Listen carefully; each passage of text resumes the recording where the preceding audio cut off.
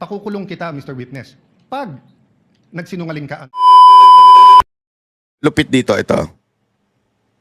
peram ng GG. What is your pleasure, sir?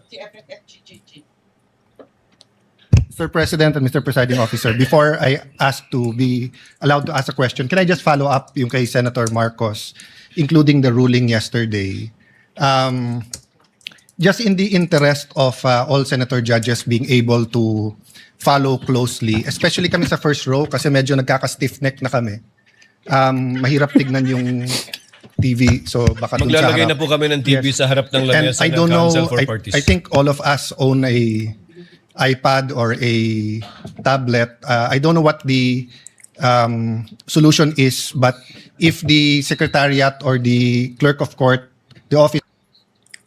So where do you find the affidavit mentioned in the impeachment complaint? You actually find it in volume 14, annex FFFFFFFF-GGGGGGGGG. So before I can even say that, That's FFFFFF to GGGGGG. yes. So even before we finish saying that, Your Honor, Mr. Presiding Judge, medyo mahirap.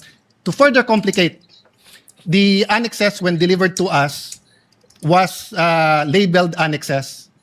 And then when it was pre-marked, iba na yung marking. That is correct. Okay. So to clarify, I'm not asking both the prosecution and defense to give us any documents in advance that will prejudice their presentation or the rebuttal. I do understand that it has to be offered, but to speed things up and to make sure we understand, in the same manner that they're asking the witness to examine it, maybe we can be given a copy to examine at the same time, whether digital or actual. Sorry. Wag po ito. Ito na lang. Mas diretso na po ito. Itong pagtatanong ni Cayetano. Saan na yun? Ito. Sa magandang hapon, Mr. Witness. Good afternoon, Your Honor.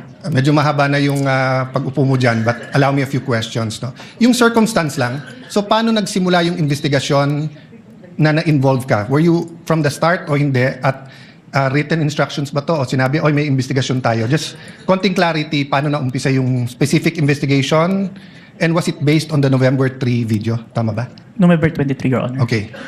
It all started, I received a phone call, sir, from my executive officer that there is a video wherein there is a statement given by the Vice President, which is classified as threat, and I was tasked and assigned to investigate the case, sir. Okay. So basically, ganun yung pagkasabi na I'm tasking you to look at the video, investigate.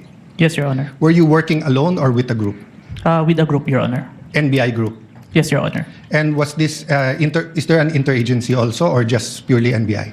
I don't have personal knowledge. Maybe our chief, sir, has the Okay. knowledge on that, sir. Yes. No, that's all I asked for naman, yung personal knowledge. Yes, Your Honor. So pakiulit mo yung sinabing, how exactly sinabi sa'yo na tignan mo yung video, imbestigahan mo, or may statement? So, To be specific, sir, as far as I remember, may statement si Vice President regarding the November 23 press conference na kung saan may pagbabanta na naganap, Okay. pakiimbestigahan. pakiimbestigahan. So, ganun ka-general. May Yes po. pagbabantang naganap, pakiimbestigahan. Yes po. And you proceeded by watching the video. Yes, Your Honor. And when you watched the video, you got to the part na may pagbabanta. No, Your Honor, I first don't know which part of that. So, you watched the whole video, of course. First, the clippings, Your Honor. Okay. Then, I look for the whole video, Your Honor. Then you watched the whole video. Yes, Your Honor. And thank you for your honesty. So after the clipping, tapos the whole video, what did you do next? You reported or you made your recommendations? I don't understand the process lang kasi. Upon identifying the whole video, I informed my executive officer that I identified the video, Your Honor. And then yung sinabi mo yesterday, then you started looking for patterns. That's why you looked at yung dating mga video ni Vice President. Yes, Your Honor. So you started investigating the threat against the President, the First Lady, and the former Speaker of the House. Yes, Your Honor. Did you investigate the threat against the Vice President? We tried, Your Honor. How did you try? It is included in our letter to the Vice President, Your Honor. That's why we were inviting her to proceed to our office to investigate the threats to her life, Your Honor. How about the vlogger who asked her about Oplan or whatever they call? Eto na. Tingnan nyo, mabubuking na naman dito yung NBI. Ha? Kasi tinatanong kung inimbestigahan nyo ba yung kay Marcos muna. Oo daw.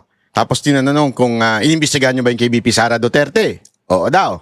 Pati tinanong na rin kung sino yung nagtanong na vlogger. Oo din daw. Romanov. Did you invite them? Yes, Your Honor. And did they testify?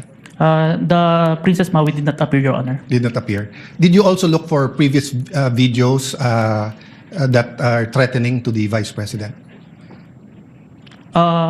We look on the Romanov part, Your Honor. Okay. But we identify a different person who first mentioned the Romanov, Your Honor. Did you coordinate with the PSG? I have no personal knowledge, Your Honor.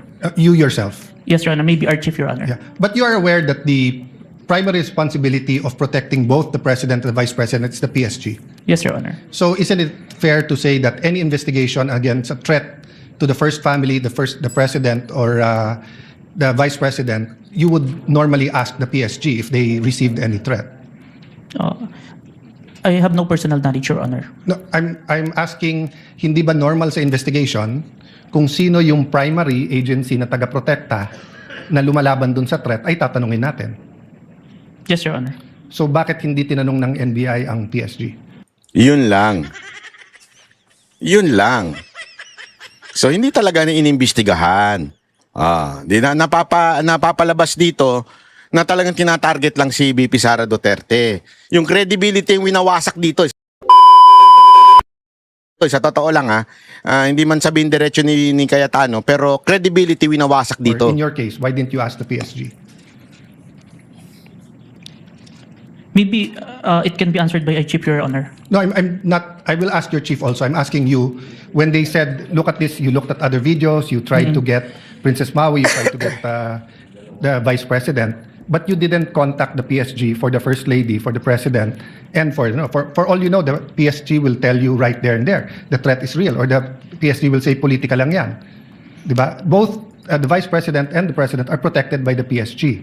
So why wasn't so nakalimutan lang or wala sa procedure nyo or Your Honor, there is already a statement from the National Security Council, Your Honor, that it is an active threat, Your Honor. That's why we start investigation. Yes, and the primary group that will know if it's an active threat is the PSG. So if this was the United States, it will be the Secret Service. So whether the FBI or the CIA, state troopers, the federal marshals, kung sino man mag-iimbestiga, parati nilang tatanungin yung Secret Service. So I'm just curious why we did not ask the PSG input. Kindly Baka- wind up, Senator Cayetano. Senator Okay. Cayetano. So my last question is, how did you Maganda to. characterize the Maganda to. threat of the Vice President to the President? Given that ang exact words niya, huwag kang mag-alala ma'am sa security ko kasi may kinausap na akong tao, sinabi ko sa kanya, kapag pinatay ako. So that'll be fair to you and not vague, no? Did that phrase, kapag pinatay ako, have any bearing in your investigation? Yes, Your Honor. And what was that bearing or thoughts in your mind? First of all po, dun sa statement, may nakausap na po. It already took place before pa yung mangyari yung meeting. And nung Excuse condition, me. I'm not talking about yung may kinausap Apo. na para pumatay. Ang sinasabi ko yung sinabi niya na pag pinatay ako. yes, Your Honor. How did that affect your investigation? There is a condition na kapag pinatay siya. But as we Nadulas na siya, patay ka. Yan ang mahirap Mahirap talaga pagka nautusan ka lang Kasi alam mo, kahit sinong tao, pag tinanong mo dito, may condition ba para pagpatayin ni VP Sara Duterte si Marcos, si Lisa at saka si Romualdez? May condition ba? Everyone would say may condition. Kasi sinabi niya, pag ako pinatay, patayin mo sila. Anong tawag doon? Kapag tumibok ang puso. Di ba? Ibig sabihin, meron kapag ibig sabihin may condition. Papatayin mo lang sila pag patay na ako. Huwag mo silang papatayin pag hindi ako patay. That's the condition. Kahit sinong tanungin mo, condition yun. Yan, nabuking ka ngayon. Kasi alam mo, si Cayetano, abogado, magaling, magaling yan sa hihimasin ka muna, yan, pupurihin ka muna, sabihin niya. Alam mo, kasi way of communication yan. Tuturuan ko lang kayo. Sabi nga nung iba, sa negosasyon, it has to be an art of negotiation. Unang pasok mo pa lang, kausap sa tao, huwag kagad negative ang dating mo. Unang gagawin mo, purihin mo something about that person. Halimbawa, kung babae yung ka-negotiate mo, may negotiate ka sa, nagdi-deal kayo ng business, una mong pupurihin yung bag niya, yung sapatos niya. Mag-build up ka ng rapport. Pag lalaki naman, think about kung research mo yung kung anong hilig niya, golf ba, paddle na yan, kung ano man, para makakunik kayo. Dito, remember ang unang bitaw ni Cayetano, ano sabi niya? Kawawa ka naman, ilang oras ka na nakatayo dyan. Yun kagad eh. Parang kinukuha niya yung sympathy na itong lalaki na to. At eventually, nung tinatanong niya, mahinahon siya magtanong. Hindi condescending. Kasi pag sinabi mo condescending yung tanong, paatake yung tanong, yung defense mechanism ng taong tinatanong mo, aangat yan. Eh dito, binaba niya na eh. Siya na nga mismo nagsalita eh. Oo, condition nga yun. May condition yung threat na yun. Doon pa lang, sabi ko, finish na. Finish na. Tapos na laban. Mantakin mo, sinabi mo na condition lang yung threat na yun. So wala talagang grave threat. Tuloy. You can see, it's only applicable if there is only two parties. The statement make a loophole wherein a third party can use that na kapag namatay si BP. Para nagkamali siya ng bitaw doon, ano? Sabi niya mismo, may loophole yung statement. Di ba? May loophole yung statement. Siya na mismo nagsabi. Anak ka ng weteng, ha? Diba? Ikaw na mismo nagsabi. Atay kang bata ka. Wala. Yari ka dyan, Brad. Nadali ka. Ma-execute ngayon yung statement ni BP na may nakausap na siya without the participation of the one mentioned, the President, the First Lady, and the Speaker of the House, Your Honor. That's fair. But what I'm saying is that in your reports, did you characterize it as a conditional threat? Kasi kung hindi naman siya pinatay, the logical implication is that there's no threat against the... So I'm not saying it's not illegal, immoral to contract a killer. I'm just trying to follow the logic na pag sinabi kong pakukulong kita, Mr. Witness, pag nagsinungaling ka under oath, then it's actually not a threat. It's a legal... I'm just telling you the law, di ba? Pero pag sinabi kong pag hindi ka sumunod sa akin, anuin kita. So that's my last question lang. So how did you characterize that? It wasn't a conditional in your mind because may kinausap na? Even with or without, sir, it's still considered a threat as long as the person... I have no doubt there. I'm just asking, is it a conditional threat?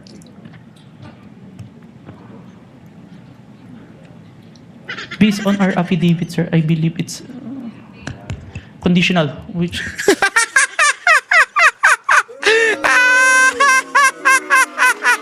Based on your affidavit. But your initial... Tapos ang usapan, it's conditional. Anak ka ng weteng, Wala talaga, finish na. Wala. Taob. Etong witness na to, kawawa ka talaga. Sabi ko sa'yo, dapat di ka na lang pumayag eh. Dapat nag-resign ka na lang. Dapat nag-resign ka na lang. Totoo lang ha. Kasi pahiya ka dyan eh. Pahiyang-pahiya ka dyan sa ganyan. Ay nako. Anyway, eto, pakinggan lang natin itong isang interview at latest interview ni VP Sara Duterte. Unang-una, pinapaabot ko sa ating mga opisyal ng pamahalaan na itigil na muna natin yung pamumulitika at pananawagan nila ng transparency and accountability, pero ang totoong pakay nila ay ang kanilang mga sariling political interest. Pangalawa, sa atin pa ring mga opisyal ng pamahalaan, natutukan natin ang kaayusan, kapayapaan at kaunlaran ng ating bayan. Matagal na nag-aantay ang ating mga kababayan na maging mas maayos yung kanilang buhay. At sa ating mga kababayan, huwag tayo mawalan ng pag-asa na merong mangyayaring pagbabago sa ating bayan, at huwag tayong mawalan ng pag-asa sa kakayahan natin na maging isang mayaman na bansa. Ayun na po mga kababayan. May matinding bitaw si VP Sara Duterte. Huwag tayong mayroong pagbabagong mangyayari. Yun po, palakpakan. Yan po yung mga nakakabuhay ng dugo. Aside from dun sa mga mga nambubuhay ng dugo ninyo. Yan po yung mga nakakabuhay ng dugo, di ba? Yung sabihin na merong pagbabagong mangyayari. Di ba?